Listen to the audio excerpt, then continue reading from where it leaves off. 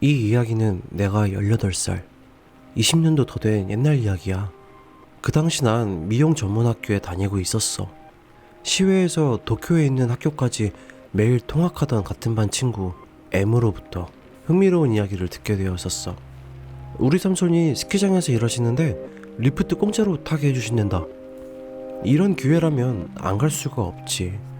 나를 포함한 6명이 모여 두 그룹으로 나뉘어 M의 집으로 가게 되었어. 난 첫 번째 그룹이었고 M을 포함한 4명과 함께 스노보드를 타거나 주변 풍경들을 구경하며 즐거운 시간을 보냈지. 그 후 M의 집에서 하룻밤 자기로 해서 오후 7시에는 집으로 돌아가기로 했어. 조금 이른 시간이라 지루함을 달래기 위해 모두 수다를 떨거나 만화책을 읽고 있을 때였지. 그때 M이 말을 꺼내더라. 이럴 때 하긴 좀 모한 얘기긴 한데, 중학교 선배가 4명이서 이 근처 산속에 유명한 터널이 하나 있는데 거기에 담력 시험하러 갔대. 그 터널 근처에 새 터널이 생겼거든. 그래서 지금은 사용을 안 해. 흔한 얘기긴 한데 터널 안에서 헤드라이트를 끄고 경적을 3번 울려. 그리고 헤드라이트를 켜면 터널 출구 근처에 여자 귀신이 서 있다는 거지. 그런 소문이 있어서 실제로 선배들도 그걸 했나봐. 그런데 귀신은 코빼기도 안 보였대. 터널 안에서 유턴을 할 수가 없어 일단 쭉 터널 밖으로 나온 다음에 되돌아가려고 했다더라. 그랬더니 터널 중간쯤에서 갑자기 보네트 위로 기모노가 쿵 하고 떨어진 거야. 운전하던 선배는 놀라서 핸들을 확 꺾어버렸고 터널 벽에 들이박았대. 근데 아무리 그래도 좁은 터널이니까 속도를 내지도 않았을 텐데 뒷자리 2명은 죽었고 조수석에 있던 여자친구는 앞 유리에 얼굴이 부딪혀 얼굴에 대각선으로 쫙 흉터가 남아버려서 그쪽 가족들이랑 재판 중이래. 물론 기모노가 떨어졌다는 이야기는 아무도 안 믿어주고 말이지. 무섭다고 생각하고 듣고 있었지만 난 장난스럽게 받아쳤어. 헤이, 구라치고 있네. 아니 진짜라니까? 하지만 M은 거짓말하는 것 같지는 않았어. 오히려 이게 더 이상했지. 마치 자기가 그곳에 있었던 것 마냥 나에게 정색을 하니까 말이야. 그런 이야기로 떠들고 있을 때 창밖이 빨갛게 물든 모습이 조금 멀찍이서 보이는 거야. 저게 뭐지? 야야, 불났다. 구경 가자. 시간도 아직 늦지 않았고 생각보다 한가했기 때문에 우리는 현장까지 가보려고 했어. 현장에 도착해보니 불이 난 곳은 M의 동창집이라는 거야. M이 멍하니 놀라고 있자니 저만치서 누군가가 태연하게 걸어와 말을 건네더라. 야, M, 오랜만이야. 불이 난 집의 주인이었던 것 같았는데 큰일이 났는데도 당황하는 기색도 없어. M은 멍하니 그 사람을 쳐다보고 있더라고. 아, 저거 왠지는 모르겠지만 불났나봐. 그 집은 이제 아무도 안 살아. 빈집이라고. 우리 집 최근에 좀 떨어진 곳으로 이사했거든. 불이 났는데도 태연하게 싱글벙글 웃고 있으니 그게 문제가 아니지 않나? 하고 위화감을 느끼면서도 무심코 안심이 되더라. 뭐 화재는 나중에 무사히 진화되었고 다친 사람은 없었다고 해. 그리고 화재 당시 M은 터널에 간 선배에 대해 그 사람에게 물어보더라. 그러자 M의 동창은 진지한 얼굴로 말을 꺼냈어. 진짜야. 아직도 재판하고 있어. 그로부터 며칠 뒤 짧은 겨울방학이 끝나고 마지막 학기가 시작되었어. 개학 후 나는 2번째 그룹에서 보드를 타러 간 친구 중 한 명이 연속으로 학교를 쉬고 있는 것을 알아차리게 되었지. 야, B 학교 안 왔냐? 그런데 M과 다른 2 친구가 얼굴을 마주보더라. 그리고 M이 입을 열었어. 너희한테도 선배 얘기했었잖냐? 너네는 가기 싫다 했지만 우리는 다녀왔었거든. 내가 있던 첫 번째 그룹은 그렇게까지 까불거리는 녀석이 없었고 2번째 그룹엔 깐족대던 녀석들이 3명 있었기 때문에 녀석들이 터널로 가는 상황은 쉽게 상상이 되긴 하더라고. 그냥 가기만 하고 아무 일도 없었지? 내가 이렇게 묻자 M은 그날에 대해 어렵게 입을 열었어. 그 선배 얘기를 했을 때 2번째 그룹의 3명은 진짜? 재밌을 것 같은데? 야, 가자, 가보자고 라고 신이 나서 바로 차에 올라 현장으로 향했다고 해. 생각보다 훨씬 무서운 분위기에 다들 겁을 먹었지만 선배들과 같은 행동을 했다더라.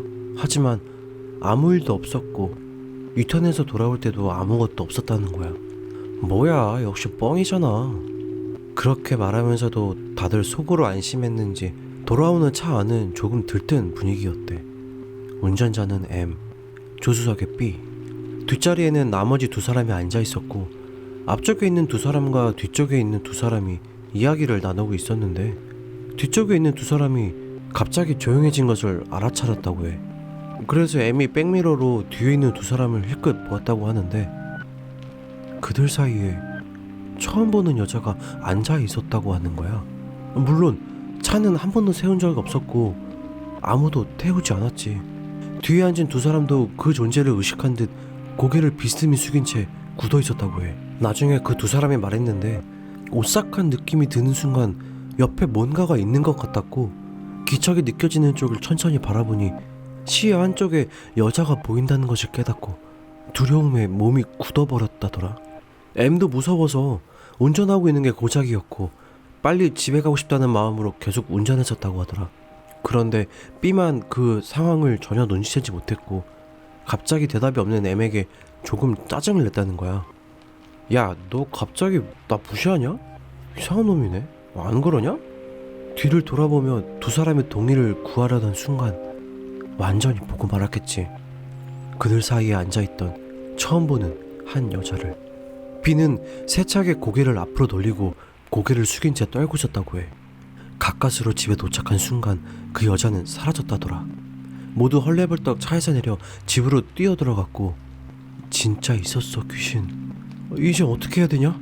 다들 패닉 상태에 빠졌고 결국 두려움에 잠도 자지 못하고 아침 일찍 전철을 타고 집으로 돌아갔다는 거야. 전화를 해봐도 B는 전화를 받지 않았고 날이 갈수록 우린 걱정이 커지게 되더라고. 그리고 보름 정도 흘렀나? 원래도 마른 편이었던 B가 완전히 삐쩍거린 채 학교에 나와 있더라. 그리고 우리에게 그동안 겪었던 일들을 하나둘씩 꺼내기 시작했어. 그날 B는 별일 없이 평범하게 집으로 돌아갔지만 집에 들어오면서부터 몸이 떨릴 정도의 오한과 누군가의 기척이 느껴졌대. B는 외동아들이고 아버지는 계시지 않았거든. 마침 어머니도 여행을 가셨다가 그날 저녁에 돌아오실 예정이었대. 그리고 어머니가 도착했고 현관 앞에 서자마자 밖에서 큰 소리로 호통을 치셨다고 하더라. 너 어디 갔다 온 거야? 뭘 데리고 왔잖아. 지금 바로 재령하러 갈 거니까 준비해. B의 어머니는 영감이 강해서 집에 들어가기 전에 느꼈다고 해. 이동 중에 어머니는 벌벌 떨면서도 가면 안 되는 곳에 발을 디딘 것에 대해 화를 많이 내셨다고 하더라. 오랜 시간 운전한 끝에 영매사가 있는 곳에 도착했다는데 B를 만나자마자 영매사가 기절을 해버리고 말았다는 거야. 제자라는 사람이 겨우 깨웠는데 그 영매사는 이렇게 말을 했대. 제 능력으로는 안 됩니다.